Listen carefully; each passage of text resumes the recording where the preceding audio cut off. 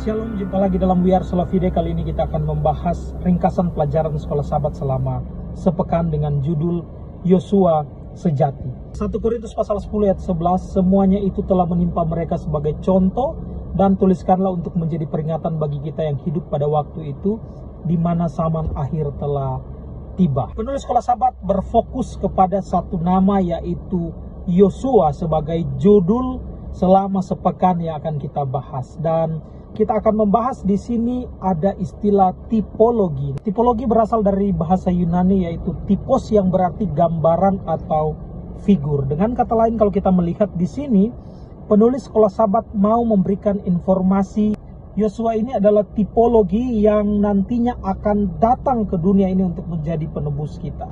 Dengan kata lain, Yosua ini adalah tipologi daripada Yesus Kristus. Ulangan pasal 18, 15-19. Yosua ini sebagian menggenapi nubuatan Musa tentang nabi kedua yang akan memimpin umat Israel. Kemudian, seperti Musa, Yosua juga menerima pesan langsung dari Tuhan.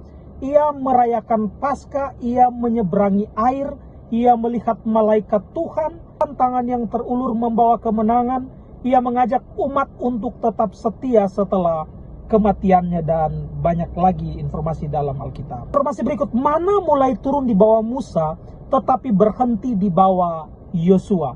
Lebih lanjut lagi, Yosua melaksanakan instruksi mengenai pembagian tanah dan kota-kota perlindungan yang telah diberikan Musa.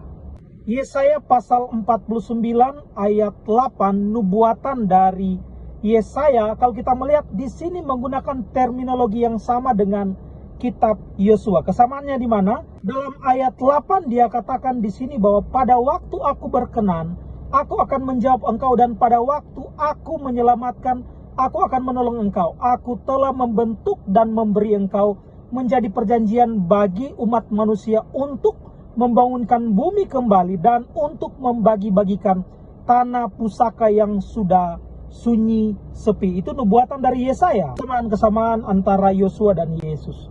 Setelah dibaptis di sungai Yordan, Yesus memulai pelayanannya melawan si jahat atau melawan setan. Ia memulai misinya setelah 40 hari di padang gurun, ya. Ia mengalahkan musuh di atas kayu salib. Ia memberi kita kemenangan atas musuh-musuh, dan ia memberi kita peristirahatan sejati. Ia memberikan kita warisan yang tidak dapat binasa.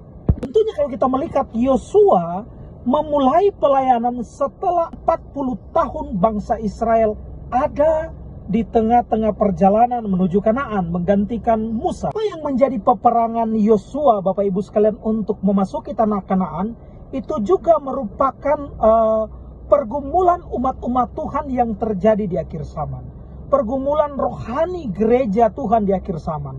Seperti Israel berperang di bawah komando Yosua atau pemimpin Yosua, gereja juga dipanggil untuk bertempur secara rohani melawan kuasa kegelapan, bukan dengan senjata dunia, tetapi dengan kuasa firman Tuhan dan iman. Karena perjuangan kita bukanlah melawan darah daging, Efesus pasal 6 ayat 12. Jadi dalam sekolah sahabat ini, penulis sekolah sahabat mau memberikan informasi bahwa sebenarnya Yosua adalah merupakan tipologi seorang penebus, yaitu Yesus Kristus yang sudah datang menebus kita di atas kayu salib dan akan datang kali yang kedua untuk menjemput saya dan saudara. Bapak Ibu sekalian, kisah Yosua adalah bayangan merujuk kepada Yesus Kristus sebagai Yosua sejati.